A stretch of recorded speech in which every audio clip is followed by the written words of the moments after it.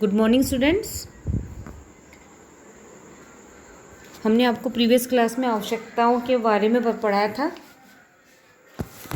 हमने पढ़ाया था परिवार की मूलभूत आवश्यकताएं। आज उसके अगला टॉपिक है हमारा आज का भग्नाशय का अर्थ एवं परिभाषा।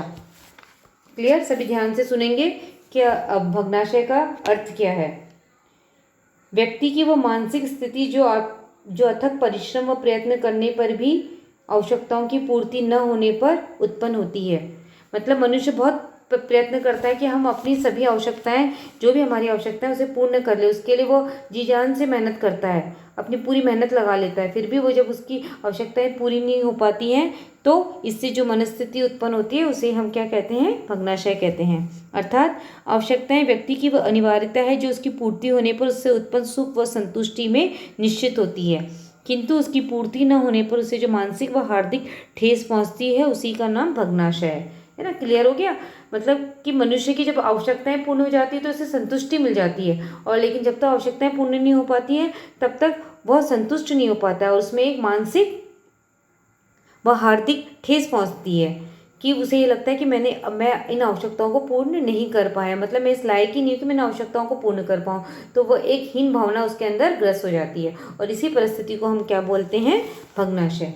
क्लियर हो गया? ऐसा समझा जाता है कि आवश्यकताएं अपूर्ण रही नहीं कि व्यक्ति निराशा का शिकार हुआ, और वास्तव में ऐसी बात नहीं है। जिस प्रकार एक बीमारी फैलने पर भी प्रत्येक व्यक्ति उसका शिकार नहीं होता है, क्योंकि भिन्न भिन्न व्यक्तियों में रोग क्षमता भी भिन्न भिन्न प्रकार की होती है। अतः कुछ व्यक्ति इस बीमारी से पीड़ित होकर मर जाते हैं तो कुछ अच्छे हो जाते हैं और कुछ बीमार पड़ते हैं, क्योंकि इम्यूनिटी सिस्टम, आजकल आप देख रहे हैं, इम्यूनिटी सिस्टम जिसकी जितनी स्ट्रांग होगी वह मनुष्य उतना ही अधिक लंबे समय तक बीमारियों से लड़ने में कामयाब हो सकेगा, है ना। खान पान का भी महत्व होता है बहुत, और जो हमारी बीमारी पर पड़ता है। अगर हम अच्छा खान पान करते हैं तो उससे भी हम जल्दी बीमार नहीं हो पाते हैं। वो तो इम्यूनिटी सिस्टम है कि किस मनुष्य की कितनी स्ट्रांग है। कुछ जल्दी बीमार हो जाते हैं, जैसे सर्दी जुकाम इन्फेक्शन हो जाता है तो किसी को सर्दी जुकाम एकदम जल्दी हो जाता है, इन्फेक्टेड हो जाते हैं वो, है ना। और किसी सामने वाले को वो भी साथ में रहता है लेकिन वो उससे इन्फेक्टेड नहीं हो पाता है, क्योंकि वो उनका खान पान और रहन सहन का भी प्रभाव उसमें पड़ता है। तो सबकी इम्यूनिटी सिस्टम अलग अलग होती है और रोग से लड़ने की क्षमताएं भी सबकी अलग अलग होती है। व्यक्ति की जो मानसिक शक्ति भी भिन्न भिन्न प्रकार की होती है, जिसमें कुछ लोग बहुत जल्दी घबरा जाते हैं और कुछ ठेस सहन नहीं कर पाते हैं और सदमे से उनकी मृत्यु हो जाती है। कुछ ऐसे भी होते हैं कि कितनी भी मुसीबतें आए वह सदैव प्रश्नचित्त ही दिखाई देते हैं। तो कुछ मानसिक रूप से इस प्रकार कुंठित हो जाते हैं कि उस दुख को भुला न पाने के कारण अपना जीवन दुर्भर कर देते हैं।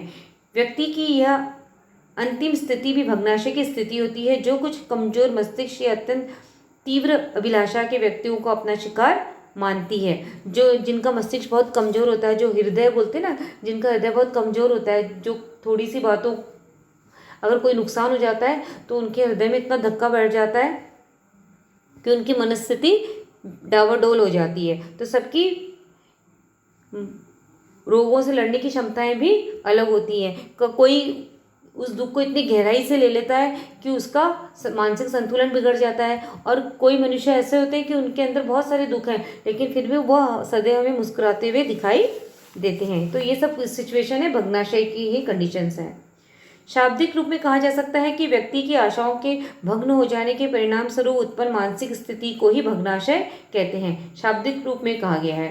ठीक, कॉलमैन ने स्पष्ट किया है कि प्रेरणा के कुंठित होने से उत्पन्न आघात के परिणाम स्वरूप भग्नाशय की स्थिति उत्पन्न होती है। जब मनुष्य मानसिक रूप से कुंठित हो जाता है तो जो स्थिति उत्पन्न होती है वही भग्नाशय है। कॉलमैन के शब्दों में व्यक्ति की प्रेरणाओं के निरंतर कुंठित होने से जो आघात की स्थिति उत्पन्न होती है उसी के परिणाम स्वरूप विकसित मानसिक स्थिति को ही भग्नाशय कहते हैं। जब आवश्यकताएं पूर्ण नहीं होती है तो मानसिक स्थिति क्या हो जाती है? बिगड़ जाती है। और ये सब सिचुएशन क्या है? भग्नाशय के ही लक्षण, इन सभी को भग्नाशय कहा जाता है। अब आज हम पढ़ेंगे भग्नाशय के कारण कि इनके क्या क्या कारण हैं। पहला कारण है भग्नाशय के प्रमुख कारण निम्नलिखित है, जिसमें से फर्स्ट है भग्नाशय उत्पन्न करने वाले नैतिक कारण। अब भग्नाशय उत्पन्न होने के नैतिक कारण, यह सत्य है कि व्यक्ति एवं समाज के लिए नैतिकता का विशेष महत्व है, परंतु समाज के द्वारा स्वीकृत कुछ नैतिक मानदंड भी व्यक्ति को निराशा प्रदान करते हैं तथा क्रमशः कुंठित बना देते हैं। उदाहरण के लिए प्राय सभी सभ्य समाजों में यौन संबंधों के विषय में विभिन्न नैतिक मान्यताएं प्रचलित हैं। इन मान्यताओं से प्रभावित एवं बाध्य होकर व्यक्ति को अनेक बार हताश होना पड़ता है। यह हताश भी व्यक्ति को कुंठित बना देती है, अर्थात व्यक्ति भग्नाशय का शिकार हो जाता है। जहाँ व्यक्ति की वही है कि नैतिक आवश्यकताएं पूर्ण नहीं हो पाती तो उनकी मन क्या हो जाता है, मानसिक संतुलन बिगड़ जाता है और वह मन ही मन में कुंठित होते चले जाते हैं। उन्हें ये लगता है कि मेरे अंदर ही कमी है जिससे मैं अपनी इन आवश्यकताओं को पूर्ण नहीं कर पा रहा हूँ, और यही सब कंडीशंस क्या हैं, ये भग्नाशय के ही उदाहरण हैं। सेकेंड है व्यक्तिगत दोष एवं सेवाएं।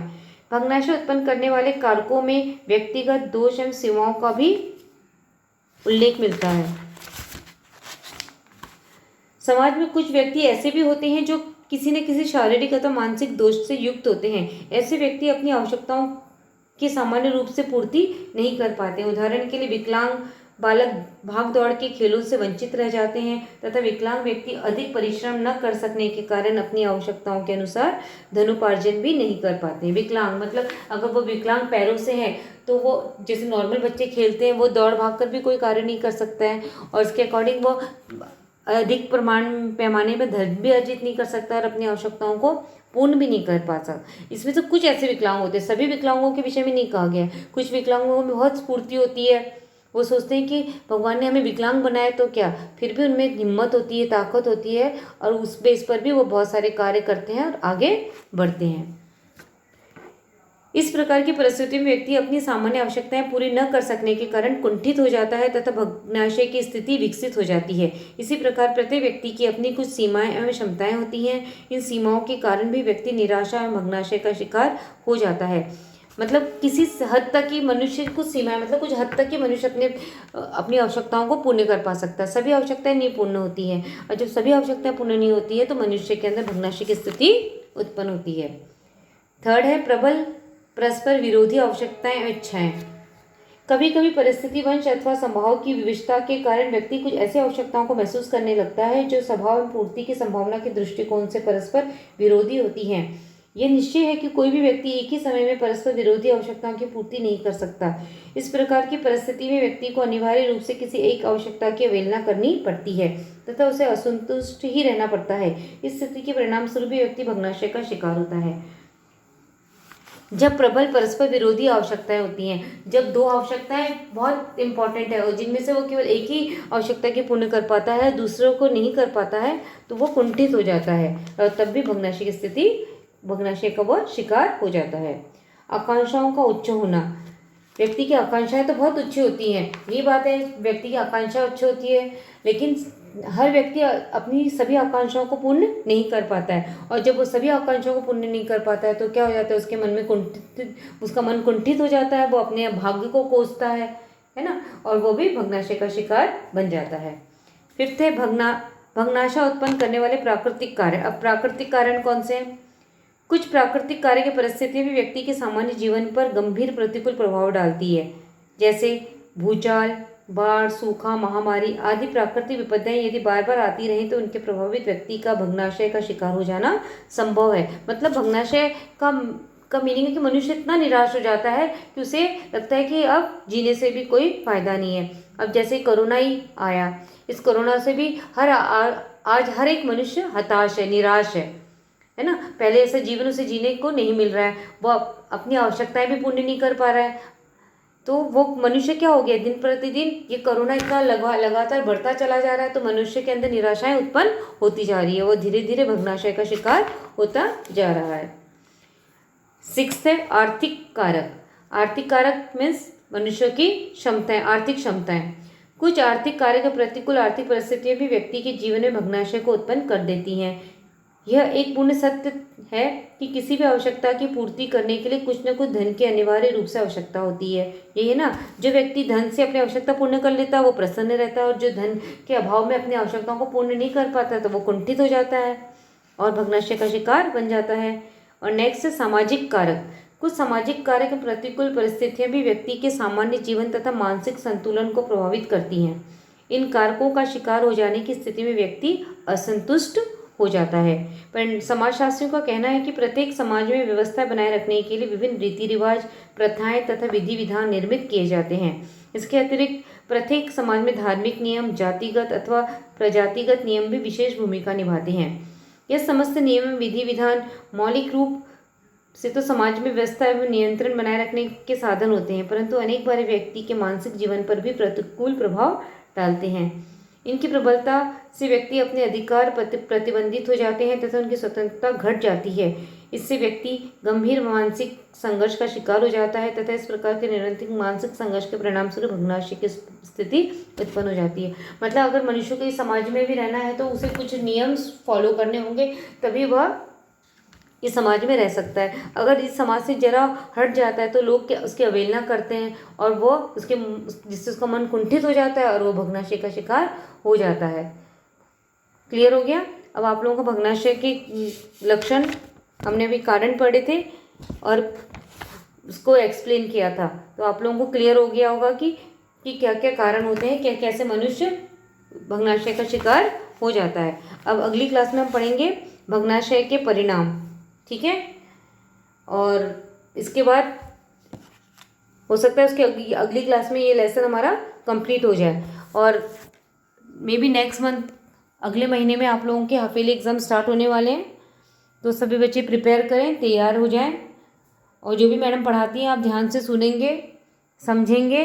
और एक बार में वीडियो में नहीं समझ में आता है तो आप वीडियो को 2 बार देखिए, 3 बार देखिए, है ना, और ध्यान से सुने। और आप इतना सुन ही लेंगे तो आप लोगों को याद करने में भी ज़्यादा प्रॉब्लम नहीं होगी। क्लियर? क्योंकि होम साइंस में इतना कठिन विषय भी नहीं है, इसे आसानी से आप समझ सकते हैं। ठीक है बच्चों? ठीक है, फिर हम अगली क्लास में आपका नेक्स्ट टॉपिक करेंगे। ओके।